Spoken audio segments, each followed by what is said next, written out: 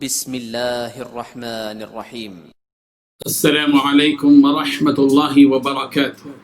إن الحمد لله نحمده ونستعينه ونستغفره ونستهديه والصلاة والسلام على أشرف الأنبياء والمرسلين محمد وآله وصحبه أجمعين أما بعد. حاضرین ناظرین، یہ درس نمبر 940 ہے، 940، اور آج سورہ ہود کی آخری آیت کی تلاوت اور تشریح کی جائے گی، آیت نمبر 123۔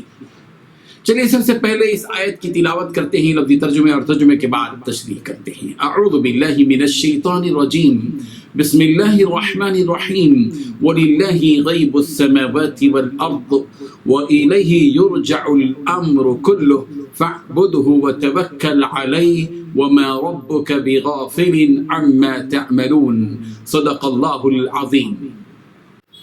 لفظی ترجمہ یوں ہے، وَلِلَّهِ، اور اللہ ہی کے لیے ہے، غیب السماوات، آسمانوں کا غیب، والارض، اور زمین کا، وَإِلَيْهِ، اور اسی کی طرف، یرجع، لوٹائے جاتے ہیں، الامر، کام، کلہ، سب کے سب، فاعبدہ، سو آپ اسی کی عبادت کریں، وتوکل، اور توکل کریں، علیہ، اسی پر، وما ربک، اور آپ کا رب نہیں ہے، بغافل، غافل، عما، اس سے جو تعملون، تم عمل کرتے ہو۔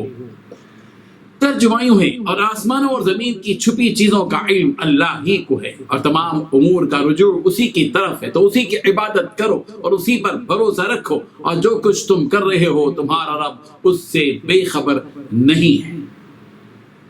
اس آیت میں 5 باتیں بتلائی گئی ہیں۔ پہلی بات، آسمانوں اور زمین کی چھپی چیزوں کا علم اللہ ہی کو ہے۔ دوسری بات، تمام امور کا رجوع اسی کی طرف ہے۔ تیسری بات، اسی اللہ کی عبادت کرو۔ چوتھی بات، اور اسی پر بھروسہ رکھو۔ پانچویں بات، جو کچھ تم کر رہے ہو تمہارا رب اس سے بے خبر نہیں ہے۔ بزرگان محترم، اللہ کے بندوں کو اس حقیقت سے باخبر رہنا چاہیے کہ اللہ تعالیٰ کا علم وسیع و عریض سمندر کی طرح ہے، اور اس کے مقابلے میں اس کے بندوں کا، سارے ہی بندوں کا علم قطرے کی طرح ہے۔ آسمانوں اور زمین سے متعلق جو بھی علوم ہیں جن سے اللہ کے بندے بے خبر ہیں، اللہ تبارک و تعالیٰ ان تمام علوم سے باخبر ہے۔ رب ذوالجلال سے کوئی چیز پوشیدہ نہیں ہے۔ ہم اتنے کمزور ہیں کہ جس گھر کا دروازہ مقفل ہے، یعنی تالا لگا ہوا ہے، جس کی کنجی ہمارے ہاتھ میں نہیں ہے، ہم اس گھر کے اندر کیا ہے اور کیا ہو رہا ہے، ظاہر بات ہے کہ ہم کو اس کا علم نہیں ہوتا۔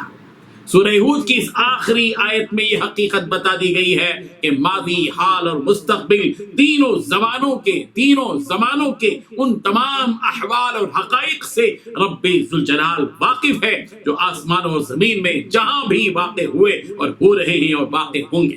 اللہ تبارک و تعالیٰ کو ہر جز اور ہر کل کا پورا علم ہے، ہر معدوم اور موجود کا علم ہے، ہر حاضر اور غائب کا علم ہے، ہر چھوٹی اور بڑی چیز کا علم ہے، ہر چھپی اور علانیہ چیز کا علم ہے۔ سورہ نحل کی آیت نمبر 77 میں یہ بات بتلائی گئی ہے کہ وَلِلَّهِ غَيْبُ السَّمَاوَاتِ وَالْأَرْضِ، آسمان اور زمین کا غیب اللہ ہی کو معلوم ہے۔ اور سورہ سبا کی آیت نمبر 48 میں اللہ تبارک و تعالیٰ کے بارے میں یوں کہا گیا کہ علام الغیوب، وہ ہر غیب کا جاننے والا ہے۔ سورہ حجرات کی آیت نمبر 18 میں کہا گیا ان اللہ یعلم غیب السماوات والارض، یقین مانو کہ اللہ تبارک و تعالیٰ آسمان و زمین کی تمام پوشیدہ باتوں کو جانتا ہے۔ دوسری بات اس آیت میں یہ بتائی گئی کہ وَإِلَيْهِ يُرْجَعُ الْأَمْرُ كُلُّهُ، بندوں کے تمام امور کا رجوع اللہ ہی کی طرف ہے۔ دنیا جہاں کے سارے انسانوں کی زندگی کے سارے کام اسی رب ذوالجلال کی طرف لوٹتے ہیں، اس لیے کہ ہر چیز کی اصل اللہ تبارک و تعالیٰ ہی کی ذات ہے۔ سورہ بقرہ کی آیت نمبر 210 210 में भी ये बात यूं कही गई, वो इलल्लाहि तुरजउल उमूर, अल्लाह ही की तरफ तमाम काम लौटाए जाते हैं। सूरह अनफाल की आयत नंबर 44 में भी यही बात कही गई। न सिर्फ इंसानों के उमूर अल्लाह तबारक व तआला की तरफ लौटाए जाएंगे, बल्कि दुनिया जहां के सारे इंसानों को भी उसी एक अल्लाह तबारक व तआला की तरफ लौट कर जाना है। सूरह बकरा की आयत नंबर 28 में ये बात कही गई, सुम्मा इलैहि तुरजाऊन, फिर तुम सब उसी की तरफ लौटाए जाओगे। सूरह बकरा की आयत नंबर 281 में है, वत्तकू यौमन तुरजाऊन फीहि इलल्लाह, और उस दिन से डरो जिसमें तुम सब अल्लाह की तरफ लौटाए जाओगे। सूरह माइदा की आयत नंबर 48 में कहा गया, इलल्लाहि मरजिउकुम जमीआ फयुनब्बिउकुम बिमा कुंतुम फीहि तख्तलिफून, तुम सब का रुजू अल्लाह ही की तरफ है, फिर वो तुम्हें हर वो चीज बता देगा जिसमें तुम इख्तिलाफ किया करते थे।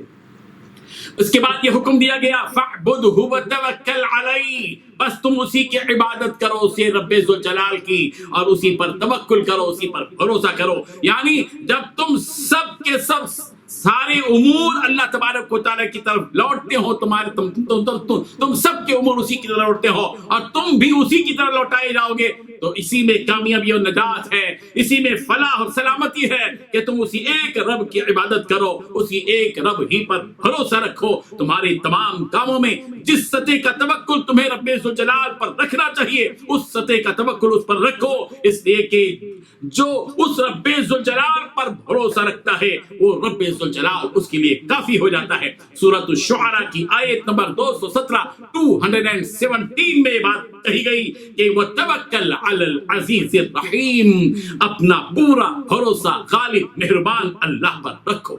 सूरह अहज़ाब की आयत नंबर 3 में कहा गया, वो तवक्कल अलल्लाह वकफ़ा बिल्लाहि वकीला, आप अल्लाह ही पर तवक्कुल रखें, वो कारसाजी के लिए काफी है। वमा रब्बुका बिगाफिलिन अम्मा तअमलून, इस आयत के आखिर में अल्लाह तबारक व तआला ये हकीकत बयान कर रहे हैं कि जो कुछ के तुम अमल कर रहे हो, रब्बे ज़ुल जलाल उससे पूरी तरह बाखबर है। और ये बात ज़हन में रखो कि तुम्हारे अमल को जब अल्लाह तबारक व तआला जानता है और उससे बेखबर नहीं है, तो फिर तो तुम्हारे अमाल की, अच्छे अमाल की जजा और बुरे अमाल की सजा देगा। अल्लाह तबारक व तआला हम सबको इस आयत में कही गई उन हकीकतों को समझने की तौफीक अता फरमाए। व आखिरु दअवाना अनिल हम्दुलिल्लाहि रब्बिल आलमीन।